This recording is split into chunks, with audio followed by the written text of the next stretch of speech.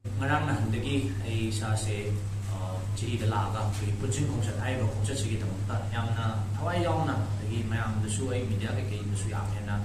expose to da bida koi fazana ko puchin khongchat che koi mai bel mayam na dana lichin na dana WMC na ba dai mai na ba bi mai bel mayam na dana tuan ba school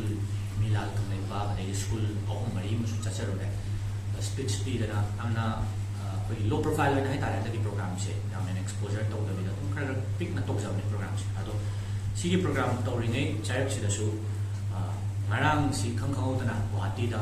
koi kuki ga mai te ga gi wa ba peace talk ma pham me na status sama ya ko kana viral wa da gi all Manipur Christian organization am ko banner gi makha da sigi ken mo se peace talk se pham me na ha ba da gi Manipur da mai te Christian khara mayam na wa nga nge na mayam se khang bi da ai se ta ba gi ai mo da su ho jam la me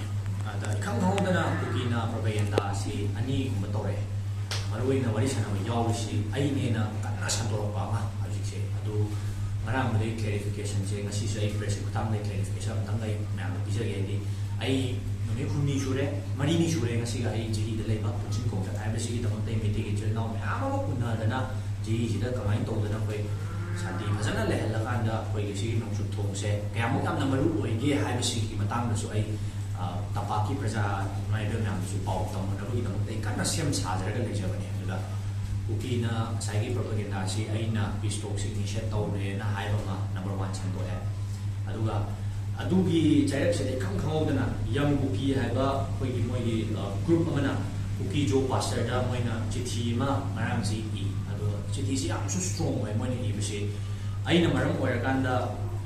pero bagi peace talk se amuk to do no hai ba yam na kan ba statement khara su palli duga Christian na siya oina raga ron filebum ba pa mana kuki da to gi betrayal si kuki na bedong da ya ba ngam mai ba yam na kan ba statement khara su yaw re ta chayak si da ta ja da aina lo haijan ba se akoi mai te ta se na santi si pam ba kamu ni adu santi pam me hai da su male ba iram dam thuai kan da koi santi pi ga ta mai te di koi kadong do koi masih Christian jat pa mai te oi gara Hindu oi gara sana mai jat pa koi kan oi gara mai te ji di at the end of the day mai te ni koi mai te loi united oi kan ni duga imale ba iram dam Manipur to kai share kan da kana gi kuki len oi sun ni len mo oi sun pi ga kan da santi pura ka da tu ba mai te di koi kadong do oi ro na sigi sigi pa kum da marui na ina han jani ngi je amko se all Manipur Christian organization se masi yamna phajaba kuki ju naga su mai te Christian ju to an ba jati me am yaw kan sem ba Manipur yo Christian organization la sida kuki na hai ba maron mari si kuki jo Christian ji to an nei jarage amko hai si only naga ga mai te ga ki oi ba Christian ka bu group ni hai ba statement ba mo na si le te de yaw re sina mai yam senal le je na handagi Nagagi chilnao singche moi yauja ningde na traga kana gumba koi amatagi party koi kamuk mata koi tongning de na koi neutral na leja ke hai tar su kuki gi moi gi mathong ta ban nature na hai ta moi wangang sang jina suno yau da nagagi chilnao singbo moi gi mete ga side to ro ni ga hai ba statement je sida palli aduga yamna condemnable oi bse asida kuki jogi leiba churches sing Manipur Baptist Convention gi makha leiba churches sing singbo Mizoram do ni yaw da ni Manipur ko organization so yo ya ra ba statement mo palli ado sida khoina haijaning ma je peace talk ke okham ni tungana thamra ga da ngasi ba da kuki amatna ai Christian phanyam ko jar ga su kobru da do thangjing da to an ba mandir me am thugai si kuki amtana ngasi ba khoi mandir se thugai ere ngasi ba accept to jate whereas ahoi meitai gi chalinaw sing leiba organization me am na di ahoina church में आमन थुगाई करे कोई में तेरे सेंगी church यावना में आमन थुगाई करे जिसे accept तो जगरे है दी कोई में से दी accept तो ना जगरा मसागे असुए बदो याजरी है ना कोई दी public की domain दा lock तो किबल ले रहे हैं तो मसी वो वादा अचूबा कनाउंडो को की organization ITLF voice know whether it might be ITLF or to any damn organization of Kuki no one has ever accepted their mistake till then Kuki ने मसी वो accept तो करे मसागे असुए accept तो ना कमायना कोई ना peace accord लाग तो no masa gi asoi se accept on na tu the peace accord la kadam ne ana is my humble appeal akoi mete gi actually now sing the so ina media gi through gi ina hajening ma se hojik thare ise singchep ni mete Christian singa dagi mete actually now sing gi marakta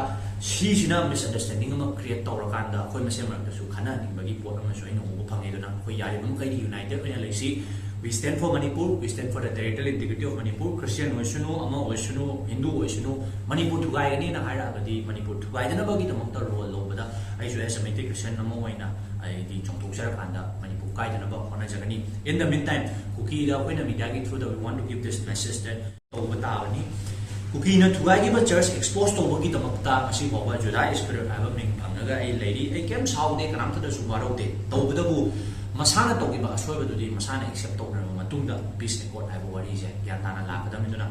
lengap to so ina request to jening mase at any level akoina CSO oina select kera church organization na select kera peace accord ma select matam da dum masi